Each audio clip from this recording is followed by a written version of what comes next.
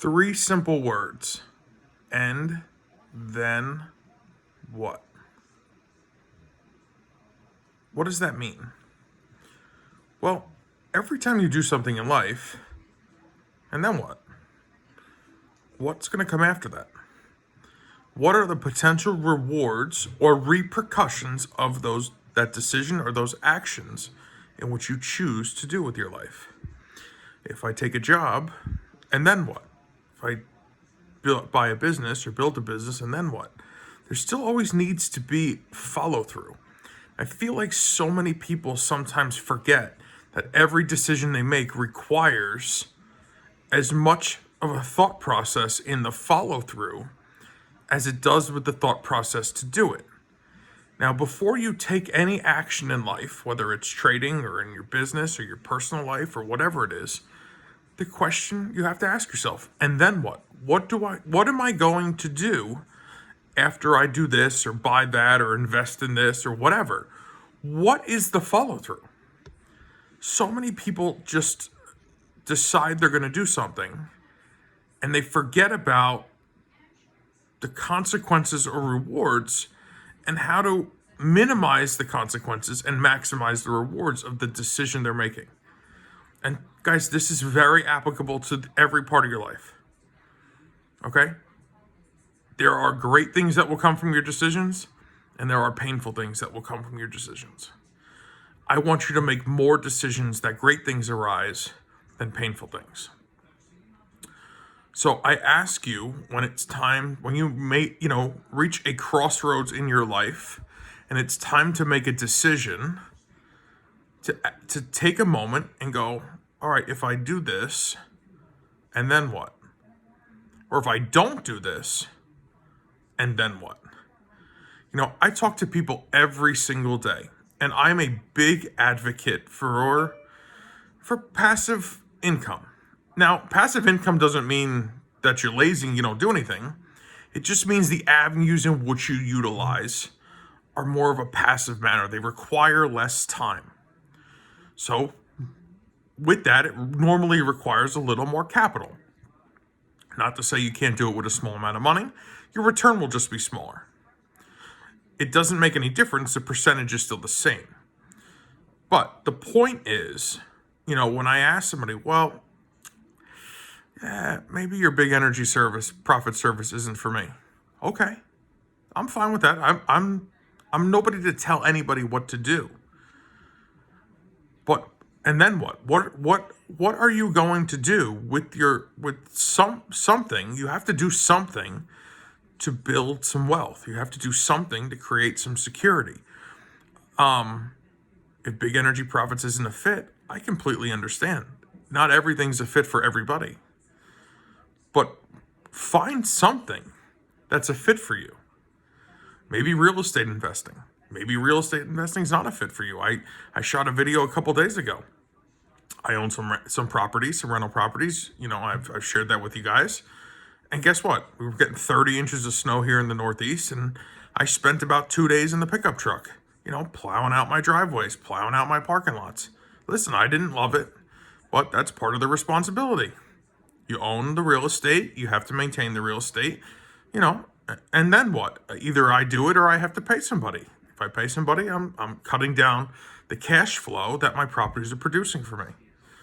So life is full of decisions, and those decisions will reap you consequences or rewards.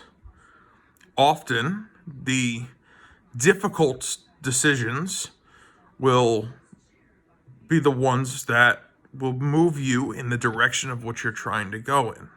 They're going to be uncomfortable, but you have to persevere through that. You have to say, you know what? I'm willing to sacrifice the discomfort to obtain the greatness that's inside of me. Like I said, if it's not, it doesn't matter what it is, but do something with your life. Do something because you deserve to do something. You deserve to have the life you want to live. You deserve to live in the home you want to live in, drive the car you want to drive, vacation where you want. But all of that comes with the sacrifice. That sacrifice is making the right choices to get you from A to B to C to D to E and so on and so forth. Don't leverage yourself in debt to have those things.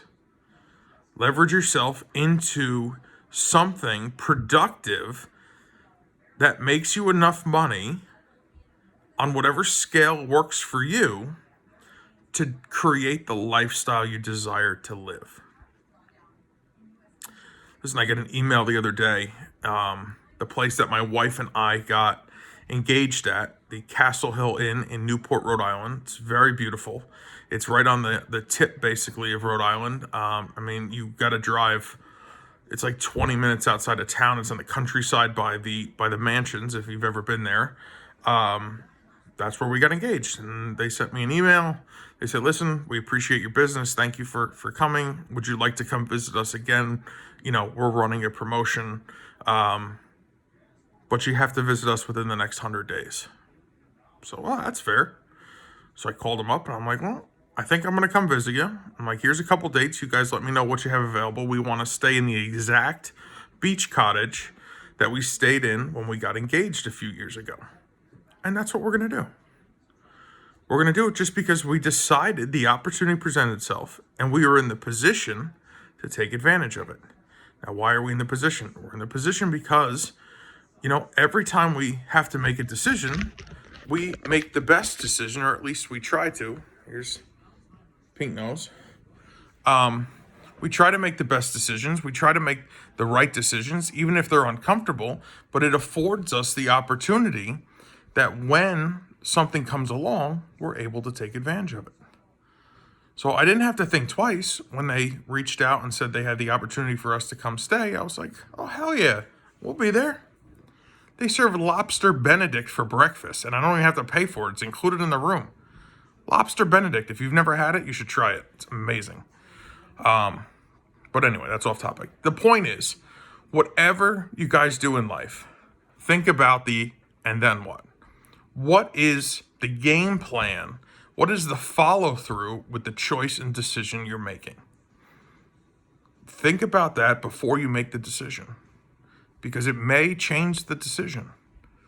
It may change it in the right direction. It may change it in the wrong direction, but at least the forethought of how am I going to handle this needs to come to mind. I see people so many times, they upgrade the size of their home. They go through the curve of, my starter home, and now I'm going to buy my next home, and I'm going to stay here until I retire and downsize and my kids go to college and blah, blah, blah. They buy this big, beautiful McMansion is what I call them. They're 4,000, 5,000, 6,000 square feet. And then they realize, I can afford the mortgage payment, but I can't afford to maintain the home. Do you know what it costs to heat and cool and maintain 4, 5, 6,000 square feet? Do you know what it costs to update that and paint it, landscape it? You're talking big, huge money. But they didn't think about that when they were buying the house. They thought about, hey, I'm upgrading in my life. I've reached the next level. I can afford this mortgage payment. They forgot about the and then what? What happens when that 5,000 square foot home needs a roof for 60 grand? Or what happens when that 5,000 square foot home needs a driveway for $25,000? Or what happens when one of your 3 or 4 air conditioning units goes bad at $8,000 or $9,000 a piece to replace them? Everybody forgets about that when they get wrapped up in the excitement of, wow, this is new. If they ask themselves, and then what? After what? And then what? What am I going to do after I buy this? How am I going to maintain it, repair it, upkeep it, the whole 9 yards? And they sit back and go, holy shit, maybe I should go from my 1,500 square foot apartment to a 2,500 square foot home, or a 3,000 square foot home, or a 3,000 square foot townhome where they maintain the outside of it for a monthly fee. I see it all the time. And then what?